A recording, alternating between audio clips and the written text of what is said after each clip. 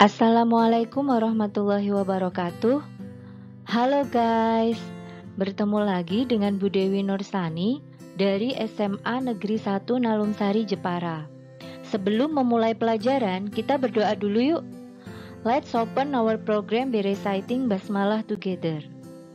Bismillahirrahmanirrahim.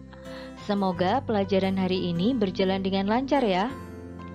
Pada pertemuan kali ini, saya akan membahas tentang cara membuat laporan keuangan pada perusahaan jasa yang berdasarkan dari persamaan dasar akuntansi. Masih ingat pertemuan sebelumnya kan? Nah, kompetensi dasarnya adalah membuat laporan keuangan perusahaan jasa. Jadi guys, prasyarat untuk mengikuti pelajaran hari ini adalah kalian telah menyusun persamaan dasar akuntansi pada salon wulan. Karena hasil persamaan dasar akuntansi tersebut akan kita gunakan untuk menyusun laporan keuangan.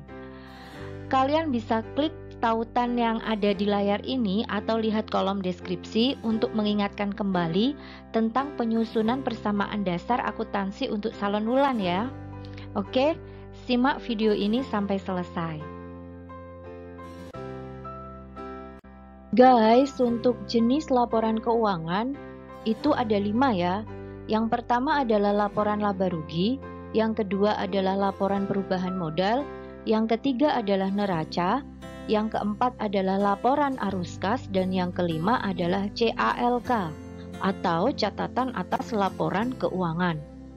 Tetapi pada pertemuan kali ini saya hanya akan membahas tentang laporan laba rugi, laporan perubahan modal, dan neraca. Kenapa?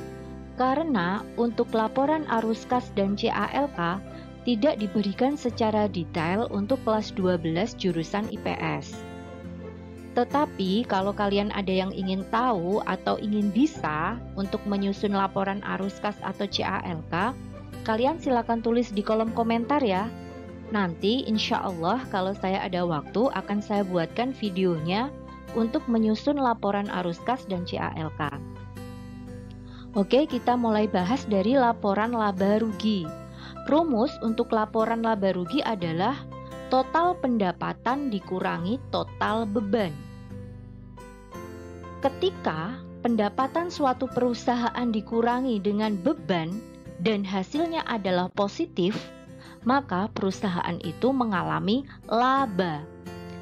Tetapi ketika pendapatan dikurangi beban itu hasilnya negatif, maka perusahaan itu mengalami rugi.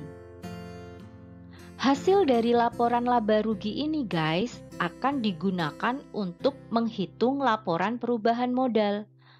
Nah, karena hasil laporan laba rugi ini ada 2 alternatif, maka rumus laporan perubahan modal juga ada 2 alternatif. Yang pertama, jika perusahaan mengalami laba, maka rumus modal akhirnya adalah modal awal ditambah laba dikurangi prive. Tetapi jika perusahaan mengalami rugi, maka rumus modal akhirnya adalah modal awal dikurangi rugi dikurangi prive. Jadi perlu diingat ya guys, kalau perusahaan mengalami laba, maka rumus modal akhirnya adalah modal awal ditambah laba, kemudian dikurangi prive. Jadi kamu harus tahu, pada laba rugi itu dia hasilnya laba atau rugi. Ketika perusahaan mengalami rugi, maka rumus modal akhirnya menjadi modal awal dikurangi rugi, dan selanjutnya dikurangi prive. Nah, untuk neraca, rumusnya sangat mudah, yaitu aktiva sama dengan pasiva. Masih ingat ya? Aktiva itu terdiri dari harta dan pasiva itu terdiri dari utang ditambah modal akhir.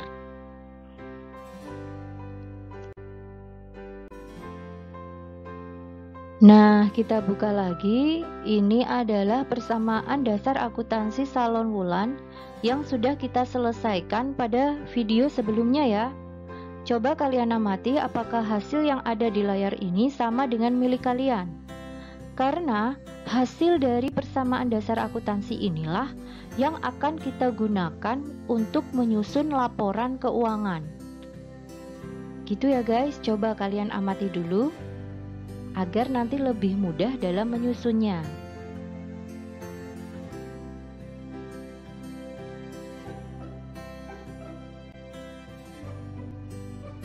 Laporan keuangan yang pertama yaitu laporan laba rugi. Seperti biasa, kita mulai dengan menulis judulnya dulu. Baris pertama adalah nama perusahaannya, baris kedua adalah jenis laporannya, dan baris ketiga adalah periodenya. Pada soal kali ini, saya beri judul Salon Wulan, laporan laba rugi periode 31 Januari 2020. Setelah itu saya garis. Nah, kita susun laporan laba ruginya. Apa tadi rumusnya? Yaitu total pendapatan dikurangi total beban. Maka kita tulis dulu pendapatannya. Berapa pendapatan Salon Wulan? Ada yang masih ingat? Kita buka persamaan dasar akuntansinya tadi lagi, kita cek berapa pendapatan dari Salon Wulan.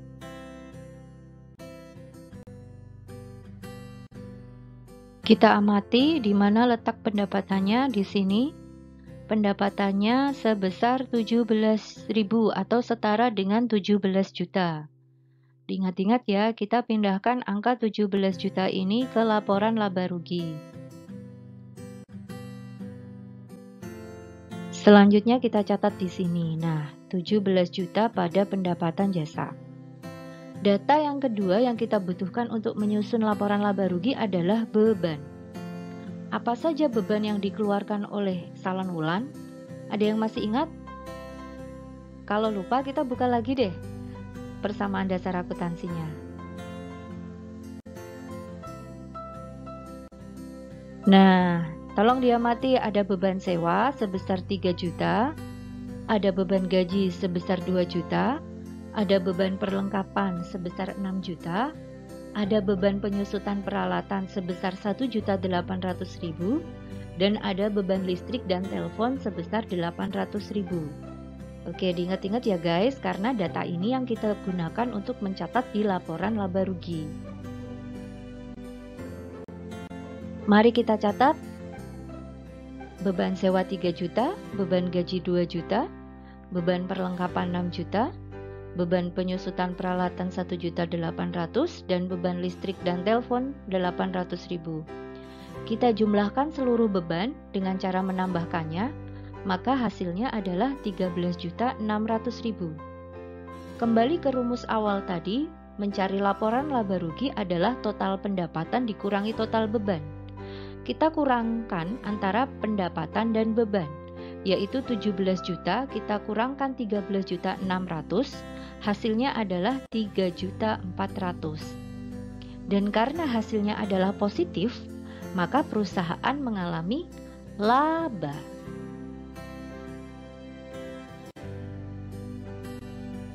Laporan yang kedua yaitu laporan perubahan modal. Seperti biasa, kita tulis dulu judulnya. Salon Wulan laporan perubahan modal periode 31 Januari 2020. Kemudian kita beri garis. Nah, karena perusahaan ini mengalami laba, maka rumus untuk perubahan modal yang kita gunakan adalah modal awal ditambah laba dikurangi brevet. Maka kita tulis dulu modal awalnya. Berapa tadi modal awalnya? Lupa, kita cek lagi persamaan dasar akuntansinya, kita buka, kita cari modal awalnya. Nah, kita cari modal awalnya di sini nih. Modal awal sebesar 160.000 atau setara dengan 160 juta. Ini kita catat di laporan perubahan modal. Mari kita catat. Nah, kita catat di sini modal awal sebesar 160 juta. Setelah itu, kita catat laba perusahaan Salon Wulan. Berapa labanya tadi? Lupa? Nah, coba deh buka lagi laporan laba rugi. Kita cek berapa labanya. Nah, ini nih labanya 3.400.000. Mari kita pindahkan 3.400.000 ini ke laporan perubahan modal. kita catat di sini sebesar 3.400.000. Setelah itu kita tambahkan. Hasilnya adalah Rp163.400.000. Ternyata modalnya naik nih. Maka terjadi kenaikan modal. Selanjutnya kita tuliskan berapa privenya. Berapa prive dari salon Wulan? Lupa lagi, kita buka lagi persamaan dasar akuntansinya. Kita cek berapa privenya. Nah, kita cari prive. Ini ada prive sebesar 2 juta rupiah. Kita catat, kita pindahkan angka 2 juta ini ke laporan perubahan modal. Kita catat di sini prive 2 juta, kemudian kita kurangkan. Hasilnya adalah Rp161.400.000. Maka modal akhir dari salon Wulan adalah Rp161.400.000. Laporan ketiga yang kita susun adalah neraca. Kita beri judul ya, yaitu Salon Wulan Neraca periode 31 Januari 2020. Kemudian kita beri garis dan kita pisahkan menjadi dua sisi, di mana sisi yang kiri itu adalah sisi aktiva dan sisi yang kanan itu adalah sisi pasiva. Masih ingat ya guys, sisi aktiva itu terdiri dari harta dan sisi pasiva itu terdiri dari utang dan modal.